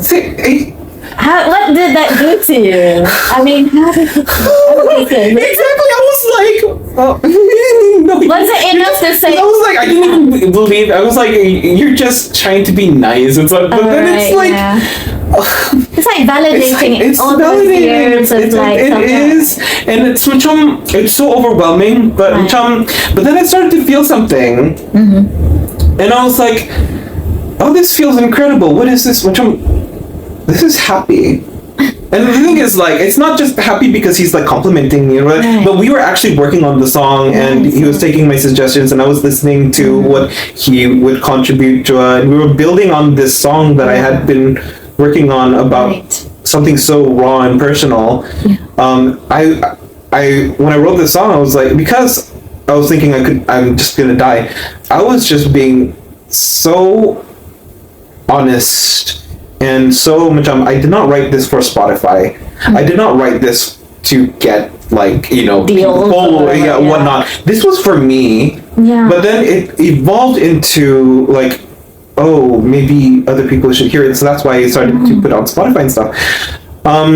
But, this is how I've always wanted to try doing it, like making music and stuff. I have someone who knew what they were doing and to help me, and it actually, it's actually happening, and I was so freaking, well, I wouldn't say speechless, but I was like gibberish again, and like I was like,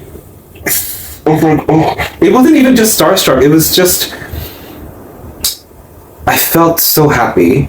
And I was like, this is such an unfamiliar emotion. You never had that. I'm gonna be completely honest. I did not know that I've never had this. Did. You know, have you watched Desperate Housewives? Yeah, of course. You know that episode when Bree has an orgasm for the first time. I definitely, You remember that? And she was like going to the doctor. She was like, I'm having like heart palpitation. Like, I think I'm dying. She didn't know what an orgasm was. That was me. I did not know what happiness was. And I was like, that sounds so ridiculous. Like, and of course you go back to the like negative words that people have said. Like, you're 7, you're a kid. What do you have to be sad about? Like, I've lived over 30 years. I must have been happy before, right? And I'm like, maybe content, but this was actual happiness. And I was like, oh my God, this is why people want to live. This is why people want to live. This is what it feels like to be happy. It was like, wow. Revelation. but I get it. I'm like, I didn't even know I could be happy. Like, I was suspecting that maybe I had bipolar 2, where you can never like be manic happy. But I was like, oh, this is happiness. Oh, I want to live. Oh, I want to live. And then that word came in like, oh, I want to live. Really? I want to keep doing. I want to keep experiencing this. I want to keep doing this. And another part of me, like, I have so many voices up here. Another part of me was like kind of angry that I let like people get into my mind that I didn't do this earlier. Because can you imagine what my life would have been if I had this opportunity, if I had done this when I was much younger, when I was younger and skinnier and hotter. But anyway, exactly. I'll show you a picture next time. No, I was fucking jailbait. But anyways, Move on. I was like, oh my god. Yes. But no, I have never. I was trying to look back into my memories, trying to look back and be like, have I ever been this happy? Right. Have I ever, like, even in like a birthday or like when I had good grades, kahapa, holiday, a lot of my achievements, it was like dismissed for just being hobbies. Okay. So I would win a first position in an art competition and I have at some point, and it was like barely acknowledged. You know, and I would be so excited for something, and we're like, oh, okay, that was, you know, it's kind of like when your little brother is being annoying. I guess that's exactly how they saw it. Because you're the seventh child. I was the seventh child. They've already did this and done that. Which I'm okay. He's just playing around. He's not being serious. It's not like he can't be a doctor with this art degree. He can't be a, you know, lawyer. You just don't get art lah, basically. Could that be it? I don't know. I think a lot of people don't really value art. I don't know. Of course not. I know why, but of course not. Come on. Like, I wanted to be a hairdresser, okay, for the longest time, and never. And I was so horrid. And now you get to play with your son's hair. Well, kind of. Well, middle child, but you know, whatever. But I get what you mean. You know, like you have talents, you've got, you know, this is who you are, but you kind of shut up. But you get what I mean. Yeah. Like you were probably at that age, you needed that kind of like validation. You needed that attention from your parents, perhaps. You wanted something. Why have I never experienced that? Like, why have I never experienced that level of happiness before? I am 33. How is it possible that I am so oblivious to how happiness could feel like? Like, what did I consider happiness back then if that was not happiness? Yeah. Okay, this is what I think, okay? This is just what I think. You can tell me if I'm right or wrong, whatever.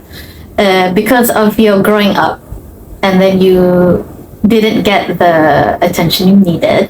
Okay, that's one. And so the negative thoughts, because if you don't get it at home, then everything outside is easily gonna get you see, because you don't have that security. So growing up, when you experience people putting you down, you know, it's just so much negativity, and you didn't have anywhere to put it.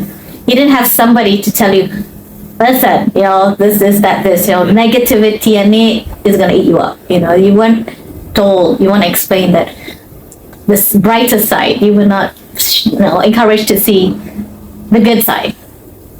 You're not gonna be able to do it on your own, why? You know what I mean? Like, you gotta have that person in your life to have, you know, shown you the way, which you didn't have, I think.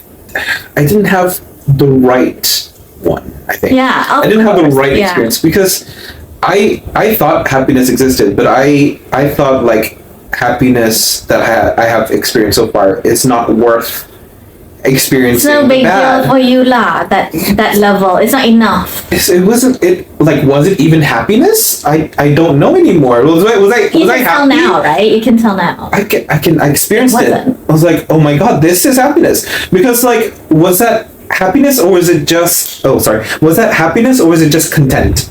Was I just content with being okay? Or was it just not unhappiness? Well, exactly. Not unhappiness. Was it like? Is that the only two feelings? Like not happy and not sad and really sad. Was that just it? And then it seems like it. Yeah. And then while we were working on the music and stuff, I was like, oh my god, I'm so excited. And then it became like, oh my god, like my and it's enough. It's like Bree's first orgasm. Yeah. But it is though. Yes. I'm not gonna say it's my first orgasm, but yeah. Okay. It's. Go what you mean. Oh my god. So this was it. This was building your song, producing a song. That was it. That's what you needed in your life. It was. I had done something that was should I say, denied to me. Yeah. That a lot of people said was like absolute ridiculous thing to do. But this aligned in every sense, right? The truth I finally did what I wanted to do, and it made me happy. Basically, it made me happy. See, this is what I've been saying for years, which is you have to know what you want in your life. You have to do exactly what you want. The people stuck in jobs they hate, I find that really it's gonna get you one day. It's gonna chip at you day by day. You need to earn the money to live. Yeah, but you still need to look at the core of you, What is it that you makes you? And that was for you, producing that music, the way you see it, the way you envision it. That's what you needed. So when that was going on, and then you're realizing, okay. Oh, really? And I was like, so your suicidal thoughts, I was like, yeah, I was like, oh my god, I want to keep doing this. And then it was kind of like, maybe I can keep doing this. Maybe I can just like hold it off. Maybe I can I don't have to kill myself. Just keep doing this. It's like, but then it's like, if you think about it, okay, but isn't that kind of what people keep saying? Like things that keep you going on your life. Like literally, you keep doing what makes you happy. Like this is what every Hallmark stupid card has been saying.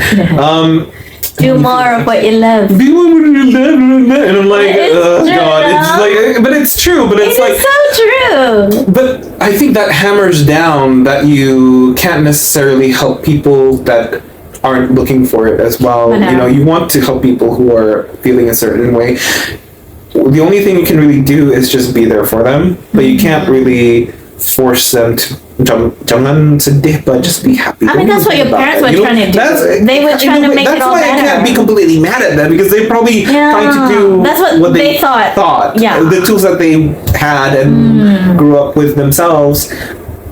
But I do believe therapy these days is a must. I think not must, but it's necessary. No, it is a must. It is a must, because you have to maintain. You want to talk to someone who's not going to judge you. You have to maintain the machine. The brilliance, Shout out to Noel K. Shout out to Noel K. See what I love you. See what you've done. We're gonna have him come on the on the podcast soon, I think. Because that's it. Art, there is something about art, that it cannot be explained. Art is what the mind, it makes people stay. It is people true. Stay for the art. Absolutely, That's why you should never dismiss it. Never. It's important, and people in this society, especially in Brunei, people just dismiss it so much. But there's art everywhere. You look at the architecture, just our buildings, and the freaking diamond that people always like to make fun of and joke about, like, oh, the big diamond in Jordan Park. But yeah, that's freaking art.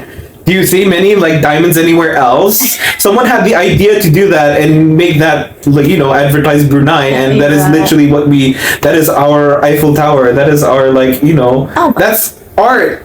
Appreciate the fucking diamond. Exactly. It's that fucking big. Look at the impact it has. That's true. And look at our mosques. The golden. Whenever you Google Brunei, that's what comes up. Yeah. It's beautiful. Every foreigner who hears me say that I'm from Brunei, they start Googling it and they're like, "Whoa, it's gorgeous!" And that's art.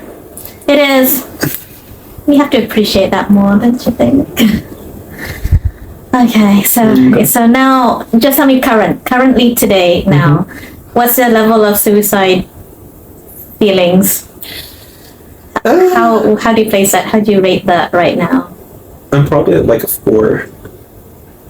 It's not completely gone. I have to be honest, because I do have chronic depression, and it comes very much affected. Yeah, it comes and goes. It is affected very much with how my hormones are, chemical imbalances, and all that. And I can try to do what I can, and basically just wait it out. A wave lah. You expect it, right? At this point, like I said, it's like a chore, and the thing about chores is that you just have to do it. It's just one of those things to maintain yourself. Oh, sanggal ko sudah ba? I'm so tired of feeling like I'm nothing.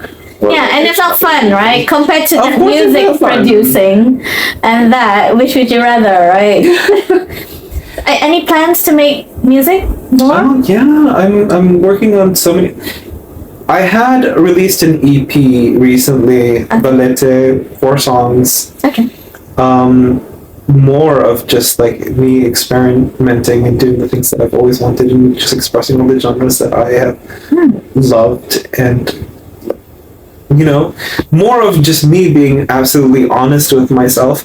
But the thing is, right, I actually made like 9 demos to show for those 4 songs. So there's actually like a whole lot of other songs that haven't been produced. Oh, nice. Yet. When are you going to show them? When?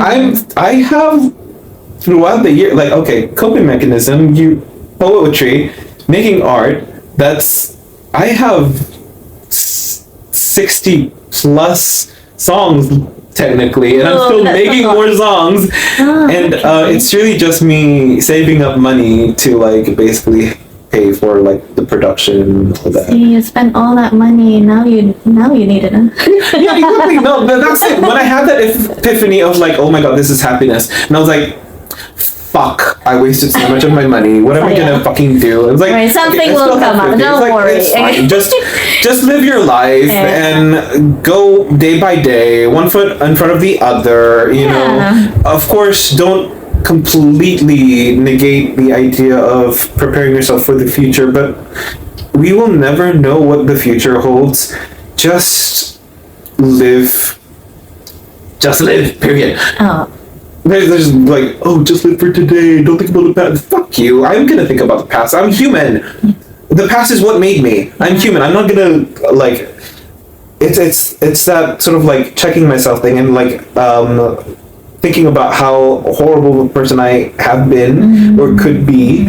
Like, I am not going to be one of those people who say like, oh, I'm a good person. I'm going to show a certain mask. I'm going to like show the public a view of myself. No, I don't want to be that. That is not my core. I just want to be honest. And I am a horrible person. I am a nice person. You're petty. I am petty as fuck. I am kind as fuck. And that comes from like a whole lot of people telling me I'm fucking kind. You're everything rolled into one. Everyone is a whole bunch of. Everyone's too complex. Everyone's too complex, and it's gonna fucking hurt your brain. Just live and be a good enough person that you can live with yourself. And I think doing what you love is so important. You know, like that. It is so important. It's something you really do need to stick to. You know. It's not something that will just end, you know. I have to go back to the painting again just before we like go, because one of the things that I was scared of is being too passionate for one thing, because I used to, when I was a kid, I had loved painting and I wanted to be an artist, like a painter and all that, but then I lost that passion, that one, and I just did not have an outlet to feel better, to feel happiness. Which of course, it's just one of those things, like sometimes you like waver a little bit. But like I felt, I think, to the point where in my teen years, I felt like painting has disappeared, that satisfaction has completely disappeared, and I was afraid to get passion into any other sort of like thing. So I was afraid because I did not want to lose that love for a lot of different creative things. So even like singing and whatnot, with people telling me not to do it, and I was like, that also sort of like piled onto that layer, be like, maybe I shouldn't, because maybe if I go too far into it, I'm gonna lose the love for singing, and I'm not gonna have that outlet. I'm not gonna have a sanctuary to not be sad. Yeah, I kind of get what you mean. I have experienced that as well, to be honest. Like, you don't want to do it so much sampai kelamuan, and then what have you? Which is why when you ask me like, oh, you sew? How about you make that into a business? No. He makes little totes and stuff. Banyak small little hobbies. I We can fixed call that my a hobby now. It's Just a little hobby. It's fine. Yeah. Like people saying like, oh, you can bake, so maybe you should open a bakery and stuff. If you know in your heart that you do not have the heart for that you're not going to be happy making a lot of day things in and for day other people. out. Yes. If that is not your passion, then don't even fall into it. Don't even kill But yourself when it with came that. to the music thing, Yeah. I was doing it for myself. Yeah. And now I am thinking a little bit of like, oh, how can I, advertise and like get people to hear my stuff? But that's just the evils of the industry. It's just like requirements However of you want to see it, right? You also want to share. But I am still gonna write for me. Yeah, for sure. It's still gonna make me freaking happy. So I'm gonna ask you a final question. Yeah. What's your message out there for people who are currently thinking, I want to kill myself? What do you want to say?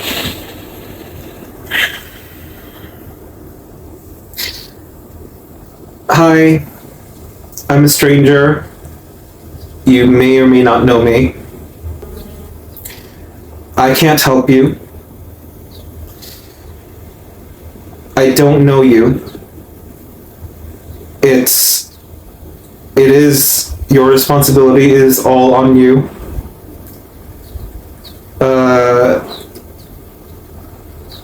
Just know that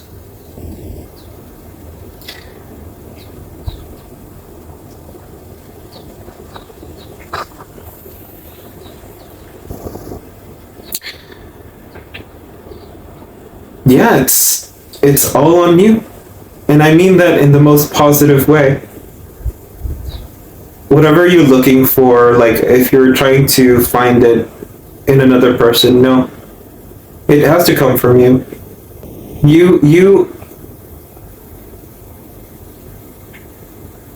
It is all about you. Does that make sense? Yeah. Like it is all about you. You just sit down, and if you're feeling absolutely fucking terrible right now, let yourself feel absolutely fucking terrible. You really just have to take a minute, take an hour, take however long it takes you, and just I don't want to say love yourself, because that's so absolutely fucking stupid. I'm not going to say that too. I'm just going to say just have an actual conversation with yourself. Don't just have all these voices in your head blast shit at you. They are you. Every little thing, every disgusting thing, every wonderful thing that you have done, that you have thought, they are you. Accept that they are you. Accept you. Accept you. You just need to accept you, and then we'll see how that goes. You know? If you still want to kill yourself, well, I can't help anyone. But like you said, it takes courage, right, to kill yourself. You better be that brave to do that. Like I don't know these people. It's all on you. Which I hate it when people are like when people leave letters saying like I killed myself because of this and that, the 13 reasons why. Shut up. It's you. It's your responsibility, and I don't mean that in a negative way. I'm saying if you feel powerless, that is not true. That you are the power that is able to govern you. Yeah. You have your own power. I agree, absolutely, and it's true. You can't expect anyone to now be whoever you need them to be. Macam sampai nada betul, hindi dapat doa. It just doesn't happen. Once you find you and accept you get to figure out what you're okay with. Like, what is your threshold? You find out all these things, and maybe you need a therapist to like help find out what your core is. I don't know your situation. It's just give it time. Just if you're at that point where you're just gonna like fucking kill yourself and you think I'm gonna be done anyways, okay, then take that time to just explore your mind.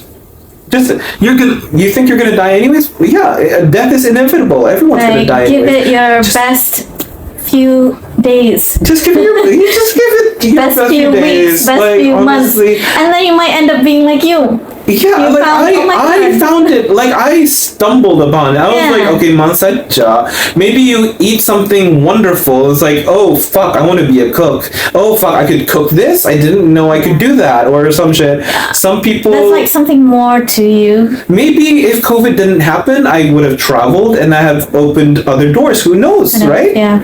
Point is, we just don't know. So I think for me, if you're feeling suicidal.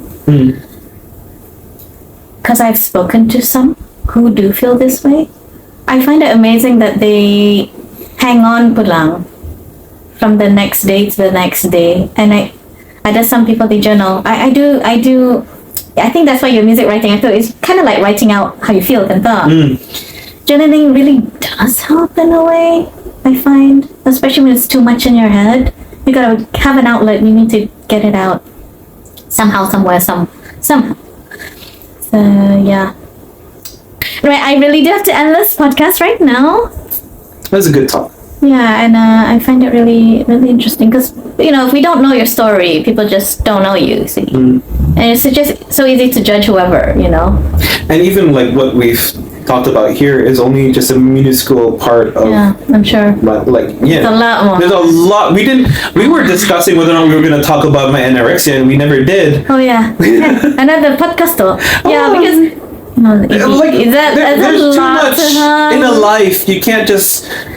Yeah. And I think for somebody like you at 33 to have been planning his suicide. I mean, it doesn't just happen like this. Oh, today I want to plan my suicide. No, there's got to have a history of ups and downs, which evidently yes.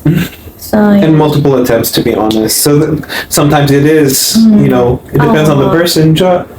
So if you've ever felt something similar, you're not alone. That's one of the things I'd like people to understand. Like, you're not the only one who feels this way. Well, nearly everyone has felt suicidal at one point in their life. But to plan it, some by A to Z, I thought that's quite chronic. Serious. It's quite serious. So, yeah, reach out, talk to somebody, call the 145. I'm not sure if they will answer, but hopefully. Call whoever, call friends. Call me, for goodness sake. And prepare, and not even just to talk about how you're feeling suicidal. Maybe you just need someone there with you just to have some semblance of normalcy. You can, if you're not up to talking about your suicidal feelings, it's heavy, that people might not have the capacity to really bear your emotional trauma right now. Just grab a coffee with your friends, to just have something to do, go on autopilot, just keep yourself busy, feelings pass. That is true.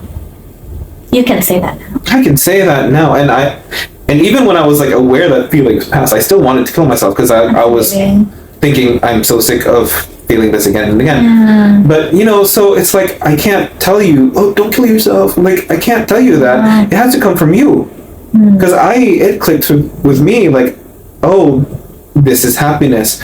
Oh, I want to keep feeling this. It's oh, finally, because what made me want to kill myself was being happy was not worth feeling this shit for more than being happy. It's oh, this is happy. This is what I've never felt. A whole new world. Oh, I want to feel this more, and I can do that now, I think. You know what it takes. I know what it takes. I know what it feels like, finally. Exactly. So you might be like me, in where you think you've experienced happiness, but you didn't know, you didn't realize what it actually was. Yeah. Yeah. So you need to figure that what that is. You exhaust if you're gonna like pull the plug. Exhaust if you're gonna plan on pulling the plug. You might as well exhaust all your options. That means do the thing. Yeah, spend your money. Go for it. Yeah. You know that line. There's gotta be more to life. In a way, right? Yeah, and that doesn't necessarily mean being philosophical and being like, oh, we're gonna go into religion. But like, yeah, maybe religion can help you. Or maybe you just need something a little bit more like right now. Like more, what's that word? Just like push. Right. Just in front of your face. Maybe everyone's different. And I'm gonna keep rambling on and repeating all the Hallmark cards that I've ever read. But the truth is, it's like, I could just keep... Maybe you're listening to this podcast right now because you feel shit and you just need like a voice or like voices of people talking in the background, just like to keep your ears busy so you don't do anything reckless that you might regret or... Listen to music, go swimming, do all those like little mundane, wonderful things.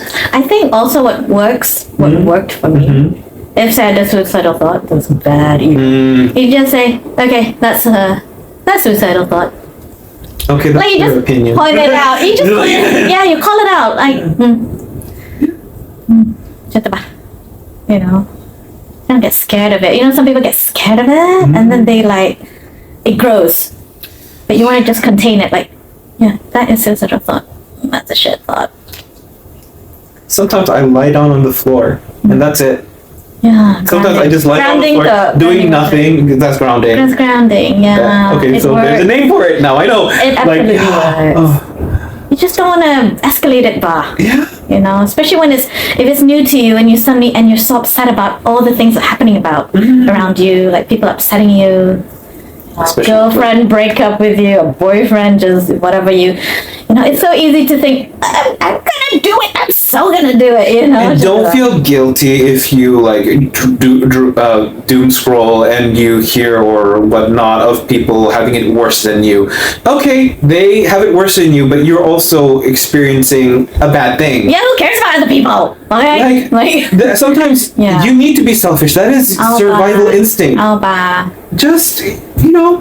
Yeah, of course, there's so many things that are so much more worse than your situation, but right now it's you. They are not you. You are you. Right you now you're swimming in your crap right now, right? You have to live in your own head 24/7. Yeah. They don't. We're gonna deal with yourself. It's fine, you know, like whatever level it is, you know. Even like you said, it sounds so stupid. Oh, I want to watch Pitch Perfect 2. I want to watch It wasn't even that good, but it kept me alive because it was coming out soon. Like, just... But that's you, you know. So like, haha to all you, but look, I'm here today, and so that's all that and they had more sequels, right? I would have missed 3 and 4. Excuse me, I like all their movies, okay? And also Pitch Perfect 2 introduced Jessie J to a lot of people. So come on. So to Pitch Perfect 2, the cast of Pitch Perfect. Thank you, Rebel Wilson. Thank you, Brittany Snow. What's that little Kurosawa? Oh, they're all skinny. Well, what's her name? The star? What's her name? The one who played Becca? Yeah. Anna Kendrick. Yeah, Broadway from awesome. Like 12, whatnot. You know, wonderful. Thank you. See, it takes a lot to keep you alive. Okay, thank you.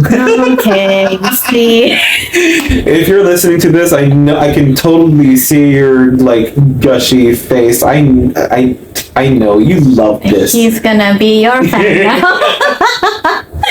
Okay, we gotta end it. For goodness sake, we're gonna end it. We're gonna end it. We gotta tie this up now, this podcast. Thanks for coming on and being really honest with how you've been, you know, going. And I know it's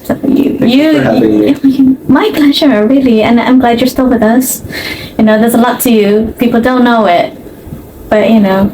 There's a lot to everyone. There's a lot to everyone. There's a lot to everyone. Even if you're like a kid. Even if you're like 7 and you're still new. You're still, everything that's coming to you is still new. It's not gonna make sense. Yeah. And, it's a lot for you. Like, you don't expect a baby to start walking as soon as they come out. Exactly, you know? right. But yeah, look at Abang Idi. See, he's walked through it all for you and now told you on this podcast. But yeah, it's a journey. Like this is your life, you see. So you take it, the good, the bad, the ugly, the everything. You know, you wouldn't be you if all this didn't happen, Jabba. Right? Okay. Well, thanks for coming on, and I feel like if I said anything more, we will just keep. It's gonna keep going.